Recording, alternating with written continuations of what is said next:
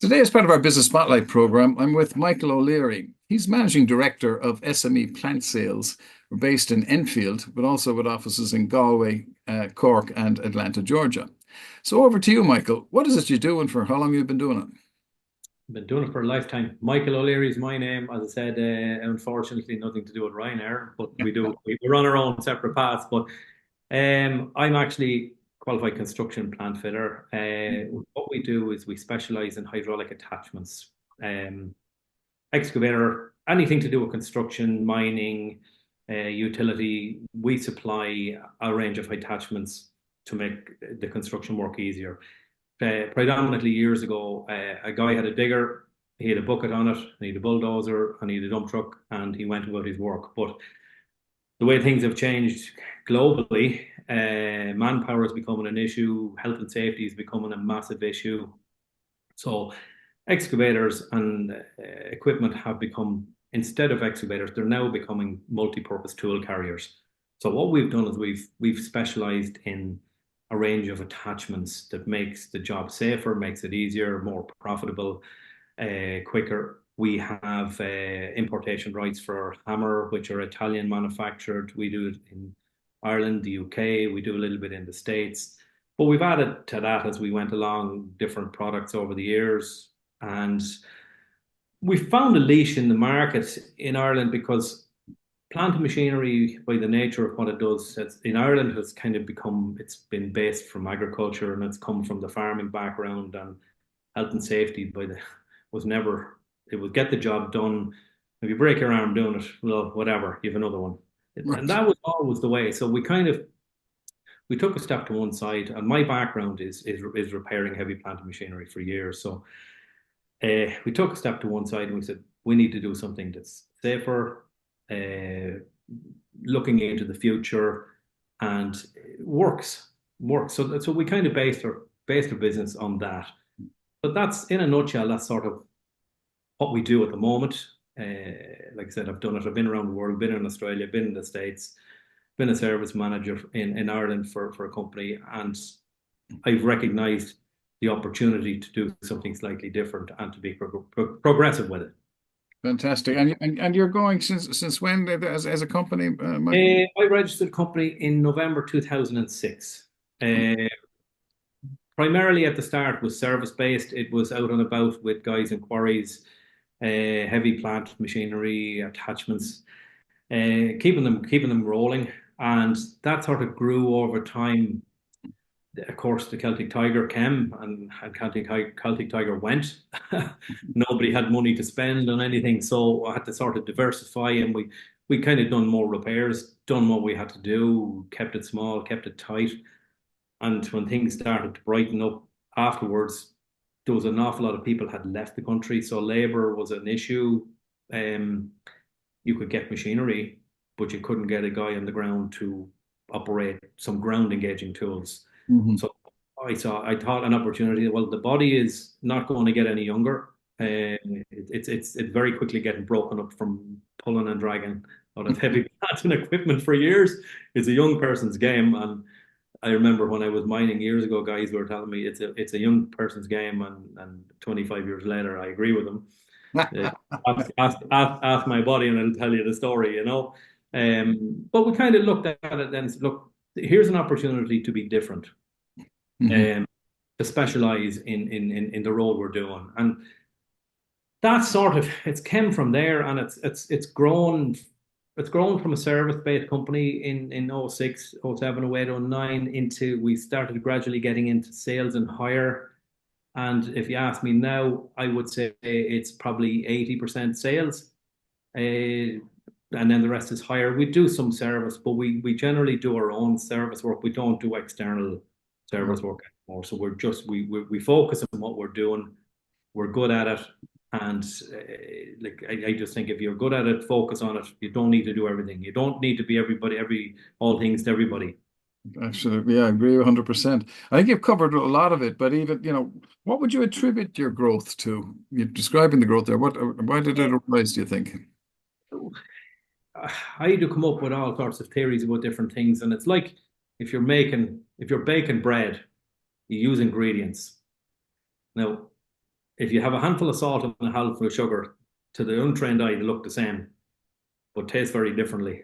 Yes, Um, yes, to indeed. me, ingredients and the single most important ingredient to any business, I feel, is people. Okay. Yeah. People, people. You've got to understand the products you're selling or understand your business, and you've got to be confident on it and you've got to be comfortable with it. But after that, it is people. Yeah. You know, I just believe if you surround yourself and involve the people who have got a skill set, like I'm a construction plant fitter. I'm not an accountant. I'm not a business analyst. I'm none of the above. I'm very good at what I do, but I also know what I'm not good at. Hmm. So it's like the ingredients. You can't make a cake with one ingredient. Yep, absolutely. Couldn't agree. So you get the right people, surround yourself with the right people to can handle those. Yeah. And I've been lucky. It's taken time. It's taken time to get the right people. And once you have the right people, and once you have the right ingredients, you can make what you want. Exactly. Yeah, absolutely right. And if you had to start from square one in business, what would you do differently? Probably do it 10 years earlier. Yes. It if you've got ambition and if you've got drive in you, one thing I've noticed and I've learned over the years, and it's a cultural thing, and maybe it's different industries, and I'm only speaking from my industry. Work ethic is a dying commodity, and I think people want plenty of money, and people love plenty of money, but I don't think people really have the work ethic to get out and get stuck in and earn it and know the value of it. I think if it's easy come, it's easy go. But from a young age, I've been working and I've learned how to work. And education was never, most guys when you're young, you play football, you drive your uncle's tractors, and you work on the uncle's farm, and that's what interests you. And then you start looking at the mechanics of what's going on, and you're trying to figure out how that works. So, okay, with a trade, I think is an important thing for a lot of people, more so than college. I know lots of people that go to college and they don't really know what they want. Yeah. Fair comment. Where my son now, he's 20 and he's in his fourth year of college at big construction plant fitter. Not because I wanted to do it, but he's kind of grown up. Obviously, he's grown up with me and he's seen what we do and he's got an interest in it. And just generically, he's kind of progressed into it and he likes it. But what would I do differently? Yeah, it started earlier. Fair enough. It's if the drive and the ambition is in you, don't be afraid of it. Fantastic, fantastic. That's absolutely right. And as you touched on the education there, I mean, our education system was set up by industrialists to produce compliant workers. You know, the idea of actually setting up your own business takes a different turn from the standard education, if you like. Well, it's very different. Like I've never been to school where anybody taught us how to manage money. Absolutely. Never been to school when anyone has taught us how to do a lot of things. It was history, geography, maths, and these are all important things. And like I've been in the States for a few years as well, and I do realize the value of the Irish education system is quite good. It's Yeah. quite good. Yeah. But education is one thing. You can have the most educated people on the planet, but if you don't have ambition and you don't have drive and you don't have will, it needs to be, I guess, a little bit stubborn sometimes because, if you're in a horse race and you follow the first fence, do you get up and keep going and watch everybody run ahead? Damn right you do. Hmm. You know. Absolutely. Persistence is huge. Absolutely huge. Yeah, and I find, look, you get knocks, you get setbacks, you get all these little things, but that doesn't define you. What defines you is what you do when you get it. Perfect. Absolutely right. That's one of my favorite topics.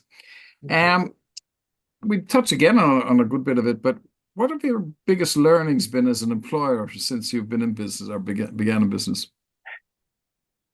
Learning as an employer, I suppose, learning how to be empathetic, learning how to deal with everybody as an individual, Mhm. almost need to be a counselor, which is something I didn't realize at the time. And when you're younger and when you've got a drive and when you're trying to run a business, you expect people to be of the same mindset. Mhm. And unfortunately, and that's just life. Some people, it's just a job. And when you get past all that and when you realize, you know what, some people just want a job, and that's okay. Hmm. Uh, then you got to get into their headspace and see what makes them tick. Hmm. And then what makes them tick, you have to nurture it and you have to get the best out of people, and you got to kind of focus on it and you got to look for it. So it's a very different set of skills needed than what I've grown up learning how to use my primarily use my brain to engage my hands. Hmm. Then actually use your brain to engage your mouth to culture people and to coach people and to make people feel comfortable. Perfect. Yeah. So it's just a different skill set. Absolutely, 100%. And culture's huge. I like Peter Drucker on it. He back in the Yeah. 70s, he talked about culture eating strategy for breakfast. If you get the culture right, the strategies are easy. It's yeah, and every day is a learning day. Yep. Somebody could come in today in great form and you could get great productivity out of them and they come home smiling, come in the next day and you don't know what happens outside work and you don't know what like we've different pressures in life now, with Mhm. access to social media, mobile phones, there's all sorts of addictions that people have got going on and there's still a bit of a taboo a lot, especially with guys. They don't talk about stuff. Yep. It's a big thing. And, like I'm running a business that's heavy plant machinery. It's a man's business predominantly, even though I've surrounded myself with, we've got 4 or 5 girls in our business, which is really a male dominated business. And I've really fitted in because what I learned in Australia years ago, it's not really a man's game. It's predominantly taught as a man's game. It's been perceived as a man's game. But I remember a long time ago in the early 90s, like there was girls driving dump trucks in the mining. I'm going back in the early 90s, and there was guys driving them. But the dump trucks that the girls were driving, you would get 80-90% more productivity out of them and availability because they were able to focus and drive in straight lines and had manners where the guy was turning it around in circles, turning it on its side. He was bored off his head and but just couldn't focus. And I just found from that day, I thought, you know what? The gender doesn't matter. Girls are well able to do a guy's job and probably better Interesting. because the guys lose focus and they just get bored. The nature of what they are, they're always looking at, yeah, well, how can I turn this dump truck around in a circle? Where a girl is quite happy to drive up and down. They just have a different set of skills, patience, and I brought my own wife into the business. I've got 3 or 4 girls in there in key roles, and do you know what? It makes it run an awful lot smoother. And it's different opinions, and it's not just a guy's game. Absolutely. I couldn't agree more. I mean, I know back in the days when I was in investment banking, I always insisted on having at least two women in the team. And again, it used to be hilarious in the wine bars afterwards when we would come up against some of our opposition to competitors and deleting the expletives for this recording, the guys would be asking me how and so that you win that deal because it was all guys together thinking the same way. Whereas Yeah. in my team, I had at least two women in a team of six, maybe 50-50. Thought differently, came up with better solutions. We came back with much better thing, and we won deal after deal. Well, my wife has transformed our company. Her background is banking, corporate banking, and investment banking, and she's our financial director. And if she says jump, we jump how high because that's her skill set. Fantastic, That's her skill fantastic. set, and you have to trust what people are good at. And it has really has transformed how we do our business and the way we're able to do our business because as you said, it's a different set of opinions, it's a different set of eyes. Probably because our industry is so male dominated, we're so focused on the mechanics of it and Hmm. what we do and the ins and outs of it. Where I'm speaking from my wife's point of view, the ins and outs, the mechanics of it didn't interest her. It Hmm. was the, it was the financials of it, the actual setup of it, and the operations of the business is what our skill set is. And Fantastic. Mhm. yeah, absolutely, absolutely works. Fantastic. Another question, you're talking about, the various family you have there, but how do you balance your personal life with the demands of running a business? I suppose age will dictate a little bit of that a bit better. I I guess when you're younger, and if you're driven and if you're focused, it takes its toll on your family life. It Hmm. takes its toll on everything around you, I guess. But you come to a certain age and then you see who supports you in it and who doesn't support you. And if people support you, they'll work with you. And then when you get to a certain age, I'm 53 now, and I've just come back from a 3 week holiday in Mexico. Now, Fantastic. Yeah. if you asked me to go on a 3 week holiday in Mexico 10 years ago, I'd say I might go on a 3 day holiday to Mexico. And I suppose age dictates, but also trust, trusting the people that you've got here surrounded to run the business for you, that you trust them. Yeah. Huge. Yeah. That is a big thing. And look, I've been lucky enough, and look, I don't say I. There's no I in team here. We've a team of really good people that I wasn't here for 3 weeks. Hmm. Nobody rang me asking me, could I do this? Could I do that? Did Brilliant. nobody. Brilliant. So yeah, I think age is a big thing. How do your work life balance? Like I try to go to as much rugby games as I can when I can, and I think now I'm at the stage that weekends away, a little holidays away, and little time out. The body needs it anyway because our game has been physically demanding. It's not a sit in the office kind of a thing. I'm not saying it's a different kind of pressure because it's a mental pressure, whereas all my life it's been a sort of a physical exertion and it's been physical and mental. So it does take its toll on you as a younger person to Hmm. get you're going. But I suppose going forward, I'll never retire or nothing like that. But going forward, I suppose it's a little bit more time out. Good man. Good man. Yeah, and I think we covered some of it again, but what qualities do you look for in employees, and how do you foster a positive and productive work environment? I think you've covered it a bit, but even just to Um, summarize it, yeah. I suppose the qualities I look in somebody is attitude, really. It's Yeah. not their knowledge. It's not a knowledge or a skill set. It's about attitude to learning. I'll give you a quick example of like most summers we take on young guys here for summer holidays for the school, and we would get loads of CVs in and blah blah blah. That's normal. That's good. Sometimes mummy will come up with the CV or daddy will come with the CV and hand them in. And this young chap sent me an email during the summer for last summer, and he said, "I'm such and such, blah blah blah blah blah. I'm on holidays and such and such." I said, "Come on in." The young guy was 16, 17, walked in the door, shook my hand, said, "I'm such and such. I'd like a job here for the summer." And I thought, you know what? Good man, you can have it. Because he had the confidence to come in on his own. He didn't have mommy coming in or he didn't have daddy. He now turns out this is not the industry for him, but he had the confidence to come in and ask. So I like that in kids. I just think there's not much of that anymore. And I just think whatever industry this kid goes into, he's going to be good at it. Once he decides what he wants, yeah. 16's a bit young to figure it out, but yeah, yeah. Yeah, yeah, Some people and can, but you yeah. got to give guys time as well. Like we culture a bunch of apprentices here, and we bring them up through the ranks. And I like training guys and teaching guys because I suppose I'm at the age now. I've got a good bit of information in between the two ears, and I've a good bit of knowledge. And to try to teach people the right way to do things rather than the old-fashioned way or the shortcut way or the perceived right way to do it. I like doing that, but I know very, very quickly with guys if they're switched on, if they're interested. Okay. Okay. Interesting. Yeah. And yeah, it's the old story, isn't it? I mean, hire for attitude, train for skills.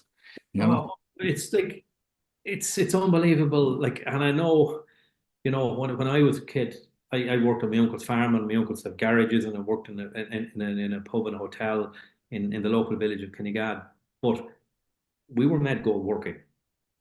You know, I don't think that's a thing anymore. I think people are a bit more precious, and I just think I, I think I don't, it's not a dangerous road to go down. They've got a different skill set than what we grew up with. We grew up being able to work and not afraid to work Hmm. because we earn a few quid and whatever. Nowadays, they've all got pocket money allowances and mommy buys this and daddy buys this and blah blah blah, and they're probably eyeballing inheritance in 50 years down the road. You know? Yeah, well, I'd certainly, yeah, our day we weren't driven here, there, everywhere. You got up on your bicycle and cycled to wherever it was and Yeah, did your and job. you know, I just think there's a lot of modern culture is not what it used to be, Hmm. and you know what it used to be in certain aspects did no harm. Hmm. It did no harm because it kind of instilled something in people. Now there's lots of drive in the younger generation are very much savvy IT and they buy and sell us when it comes to a lot of things. But when it comes to having a bit of work ethic and maybe pride in the work, I think them days they're just limited, you know, especially in the construction industry because I don't think people don't really want to work, get stuck in anymore, you know. Oh, Maybe it's an Irish thing, but I don't believe so. yeah, I know. I have a number of construction clients and hiring. Well, I'm always hiring and firing, but with all the different clients, getting the team right, as you said. But yeah, we have to go through quite a number to find the right attitude in any of the construction industries I'm working with, you know. It's Um, that was never a thing, you know. Like I mean, uh, as Irish people, we're always been proud workers. We've always been proud of our heritage, you know, the UK, the States, Australia. Like the world has been built on Irish people's work ethic and ability to work. It's a different world now.